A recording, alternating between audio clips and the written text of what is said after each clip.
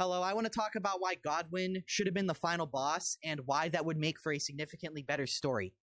So, just real quick, there is this cope going around that people are just copy pasting, saying that because he was killed with destined death, there's no chance he could come back. True, that is how it works now.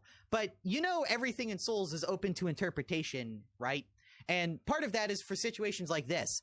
Miquella wants people to be kind, and Miquella just loves life. He is like a generic, like, paladin type of entity where he's so good that he's actually kind of evil because he's so overbearingly good that it just strips all your autonomy away. And he has a special connection with Godwin, so it would make sense that, you know, that's the person, the brother he wants to revive, not Radon. So, because this thing with Miquella having an infatuation with Radon, it literally only exists within the DLC, and it just comes out of fucking nowhere. It literally just comes out of left field. So, Godwin is the Prince of Death, and Miquella is effectively like the god of, you know, live, laugh, love. So these two would make for an absolutely balanced and stable setup, which would allow for a near perfect world where you would have the primary god be someone of compassion and love, but his personal partner would be someone who's much more stiff and like, yeah, but death is a natural part of the cycle. We have to accept it, you know, and helping people pass on.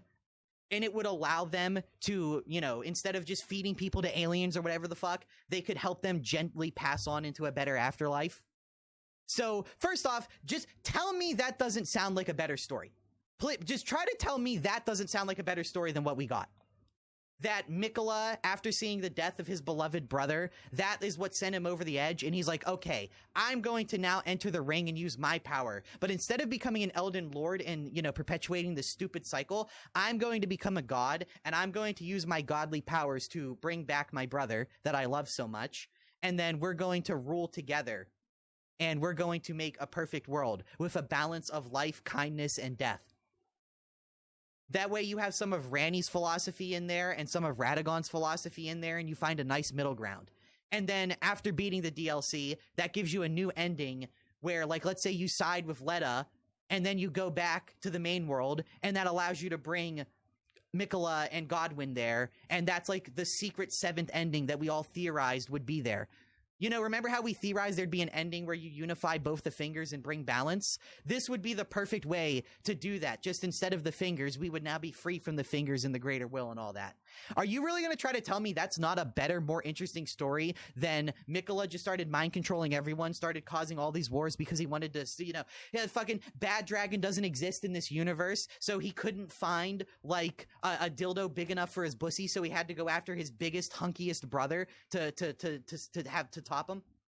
Like, you're gonna tell me that is a better, more lore consistent story than this? Like, yeah, you'd have to tweak one of the rules of the lore, but you'd be doing that with a new character who just achieved godhood, which is like unprecedented, you know, for someone to just like grasp godhood because they love life so much.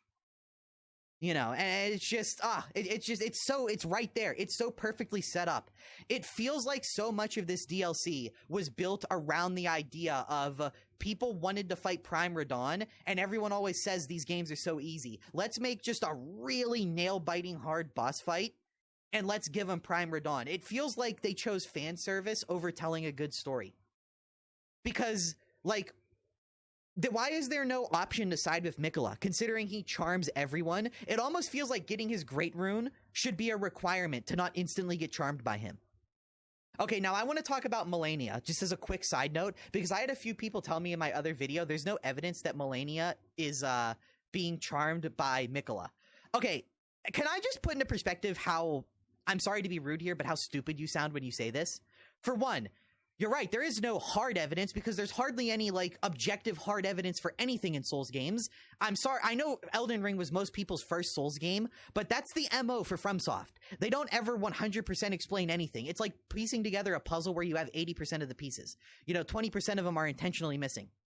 So let me just set the scene for you. There's this guy, Miquella, who doesn't really have any institution, doesn't really have any hardcore beliefs or manifestos or anything you could, like, swear to.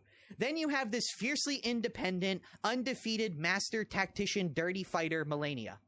She encounters Miquella one time, becomes so infatuated with this guy, whose power is to charm and mind control people, which, by the way, we don't even know if he can control who he charms. Literally every single person he's ever interacted with has walked away infatuated and charmed with him. So we don't even know if he's like charming people against his will, and that's just like his power, or if he's like maliciously controlling it. We don't even know that for 100% certain. But anyway, what we do know is damn near every fucking person ever that's ever interacted with him has been charmed by him to some degree, with the exception of Radon. But Radon is so powerful, he's the only character who has control over fate and breaks away from fate itself. So it would make sense that he's like the one guy who's like, oh my god, this is terrible what Miquella's doing. Anyway, I'm sorry, I just cannot get over the rape incest story here that goes on. It's just so bad. Anyway. So Malenia meets this guy Miquella and is so moved by him for seemingly no reason. At least she doesn't state why she's moved by him so much. So that's the thing. She never elaborates why she is so infatuated with him that she outright changes her title and part of her name to include his name.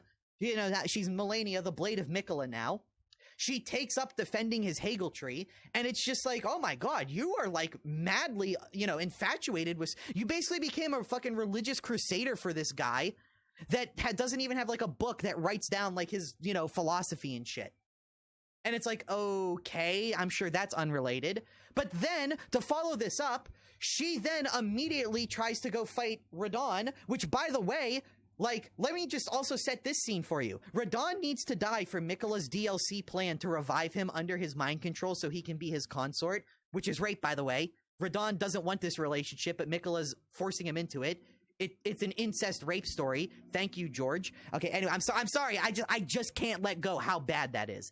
Anyway, and I mean bad isn't like writing bad. Anyway. So Malenia now drops all of her logic and tactical prowess to go and fight the only person who has any chance of defeating her and realistically is going to. She doesn't take down her other siblings, so she's not motivated to become Elden Lord. She doesn't go after her weaker siblings to take their great runes, to enhance her own strength, to then take him on when she'd be able to beat him. No, she walks up to like the only person who she would be well aware has a real 60% chance of beating her here. Tarnishing her name as the undefeated, the one thing she's latched onto her whole life. So she just illogically goes up to this guy and is like, okay, I'm gonna fight you now. And it just so happens that she's the only person who can realistically take him on to at least get him to the point where he's permanently weakened enough that he can die later. And it just so happens that she does zero tactics or anything. She just like marches up to him. Like, this character who's very clearly portrayed as being willing to fight somewhat underhanded, she's not, like, Radon is the honorable warrior archetype here. Radon was good buddies with Miquella until he found out Miquella was using his charm to make people listen to him. No, and this is the other thing. Like, Radon goes against fate and tries to become the Elden Lord because he knows that nobody but him can resist Miquella, and he wants Miquella's philosophy of a kinder, gentler world. But he doesn't want it to be achieved like it's Madara Uchiha and like everyone is like being warped into it, against their will. And it just so happens that as soon as he is no longer cool with being Miquella's consort, it just so happens that Malenia, out of nowhere, who now changes her name to the Blade of Miquella, takes up Miquella's cause and tries to kill him so he can be resurrected under his spell.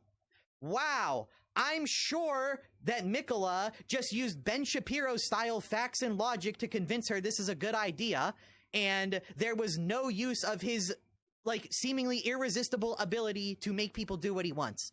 I am sure that none of these things are not related at all. Definitely. I swear, some people can only be convinced if Vadia says it, or if there's an item that is so on the nose, it just says something like, one day, Malenia encountered Miquella, who was seemingly changed forever. Then, people recognize the change. It's like, unless Vadia says it, or there's an item that is that blunt about it, like, oh, we didn't see the body, so we can't be certain. But yeah, you can't tell me that Miquella going crazy over the death of his loved brother, bringing him back, and then ruling as the Lord of Life, and, with the Lord of Death at his side, creating a balanced world, wouldn't make for a good, better story. especially considering it would allow you to have an extra hidden ending in the main game. You know, like you can serve as their tarnished enforcer because you've harnessed chaos, the dragon power. You've harnessed all the things. You fully understand the world in a way that they cannot. So you would make for a perfect advisor on their team. And they could easily cure you of the chaos, the frenzy flame. They can forgive you for anything because Miquella is kind and forgives everyone. Like, I'm just saying, it makes too much sense for Godwin to have been the final boss. There is another character that I want to talk about that is another better candidate for final boss, and that's Mesmer, because my god, was he so underutilized. It's crazy.